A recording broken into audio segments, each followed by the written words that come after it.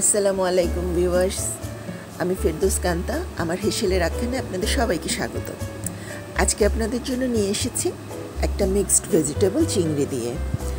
তো সবাই তো আমরা ভেজিটেবল অনেকে পছন্দ করি, অনেকে পছন্দ করি না। চিংড়ি দিয়ে এভাবে যদি রান্না করে নেন, খেতে অনেক মজা লাগবে। বিশেষ করে বাচ্চারা এখন ভেজিটেবল খেতেই চায় না। তো পুষ্টির জন্য, বেড়ে ওঠার জন্য কিন্তু পর্যাপ্ত পরিমাণে শাকসবজি খাওয়া আমাদের সবারই দরকার। সেজন্যই খুব মজার হয় এই রেসিপিটা। চলুন কী কী দিয়ে বানিয়েছি দেখে নেই।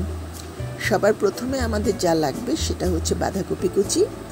বাঁধাকপি আমি এইরকম করে কুচিয়ে নিয়েছি, খুব চিকনও না আবার খুব মোটাও না। নিয়েছি কিছু ছোট বেগুন, এই বেগুনগুলো এই সাইজে 4 টুকরা করে নিয়েছি। এভাবে নিয়েছি কিছু বরবটি।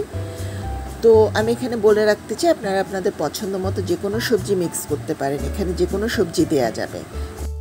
নিয়েছি একটা বড় পেঁয়াজ কুচি, নিয়েছি কয়েক কোয়া রসুন কুচি করে, নিয়েছি মরিচ ফালি করে এভাবে। তো ঝালটা আসলে আপনারা আপনাদের পছন্দ মতো দিবেন। সবজিতে খুব বেশি ঝাল ভালোও লাগে না। এখানে কিছু ধনেপাতা আর টমেটো নিয়েছি। টমেটোগুলো ভাবে ছোট ছোট টুকরো করে নিয়েছি। নিয়েছি লাল মরিচের গুঁড়ো, নিয়েছি হলুদ, ধনিয়া জিরা মিক্স করা 1 চামচ, আর লবণ তেল সবসময় বলি স্বাদ মতো দিবেন। নিয়েছি কিছু গাজর কুচিয়ে, একটু মোটা মোটা করে গাজরগুলো কুচিয়ে নিয়েছি। আর নিয়েছি কিছু চিংড়ি। তো এখানে বলে রাখি, সবজি যেটাই দেন সেটা সবগুলো যেন মোটামুটি কাছাকাছি ভাবে কাটা হয়, সেটা খেয়াল রাখবেন। তো তেল গরম করে প্যানে পেঁয়াজ, রসুন আর কাঁচামরিচগুলো ভেজে নেব, একটু লালচে করে ভাজবো। তো এখানে চুলা থাকবে মিডিয়াম হাই আছে। 1.5 থেকে 2 মিনিট লাগবে। ভাজার পরে আমরা মশলাটাও কষিয়ে নেব। এটা কিন্তু দাঁড়িয়ে থেকে নাড়তে হবে। তো মশলা যেন লেগে না যায়, সেজন্য মশলাটা আর একটু পানি দিয়ে আমরা কষিয়ে নেব। এখানে বলে রাখি, আমার রান্নায় ব্যবহার করা সব মশলা কিন্তু আমার নিজের করা। ফেসবুকে আমার মশলার একটা পেজ আছে, পেজের নাম আখ্যান টেল অফ বাংলাদেশ। সেখানে সব ধরনের মশলা পাবেন। রান্নায় আমি যে লাল মরিচটা ব্যবহার করি সেটা কিন্তু হাটহাজারির লাল মরিচ। এটা ঝাল নাই, খুবই স্বাদ এবং গন্ধটা খুব সুন্দর হয়। তো মশলা কষিয়ে আসলে দিয়ে দিলাম চিংড়িগুলো আর টমেটোগুলো, ভালো করে কষিয়ে নেব। টমেটো থেকে একটু পানি উঠবে, এখানে আর পানি দেওয়ার দরকার নাই। চিংড়ি মাছ থেকেও পানি ছাড়ে সামান্য। তো এরপরে দিয়ে দিব বরবটিগুলো। এইখানে আমি যে কটা সবজি নিয়েছি, বরবটি সিদ্ধ হতে একটু সময় লাগে, তাই আমি বরবটিটা আগে দিলাম। 3 থেকে 4 মিনিট আমি বরবটিটা সিদ্ধ করে নিব এভাবে ঢেকে।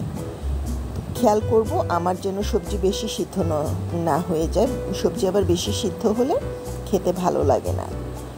তো এখন দিয়ে দিব বরবটিটা আধা হয়ে এসছে বেগুনগুলো দিয়েও এভাবে ভালো করে নেড়ে চেড়ে 3 থেকে 4 মিনিট আমরা অপেক্ষা করব বেগুনগুলো সিদ্ধ হয়ে আসার জন্য। ঢেকে দিলাম। তো দেখেন, এখান থেকে কিন্তু সবজি পানি ছাড়বে। এখন যে সবগুলো সবজি কিন্তু পানি ছাড়ে। এই জন্য সবজি সবসময় ধুয়ে পানি ঝরিয়ে কেটে নেবেন, তাহলে অতিরিক্ত পানিটা থাকবে না। তো বেগুন হতে হতে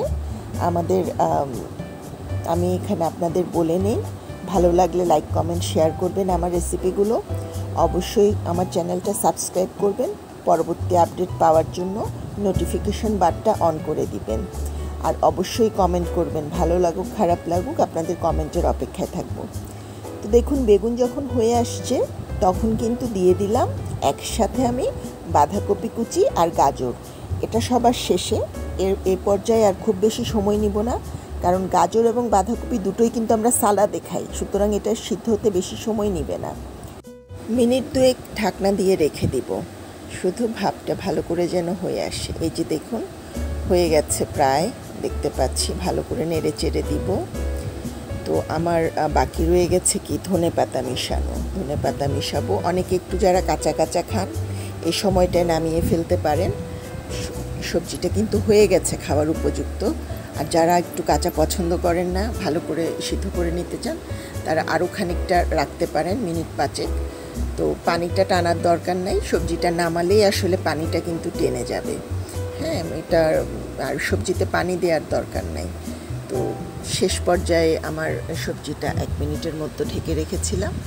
এখন নামিয়ে নেব। ধনেপাতা মিক্স করে হয়ে গেছে, নেড়ে চেড়ে দেখতে পাচ্ছি। আমি ঠিক এরকমই খাই, আর বেশি সিদ্ধ করব না। তো আমার সবজি মোটামুটি তৈরি।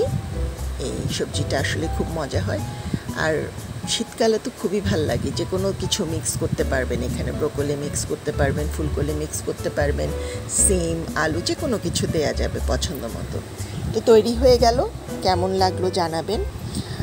আমার ভিডিওটা ভাল লাগলে একটা লাইক করবেন, আমার চ্যানেলটা সাবস্ক্রাইব করবেন, আবার অনুরোধ করলাম। এবং ভিডিওটা দেখার জন্য অনেক ধন্যবাদ জানবেন আমার।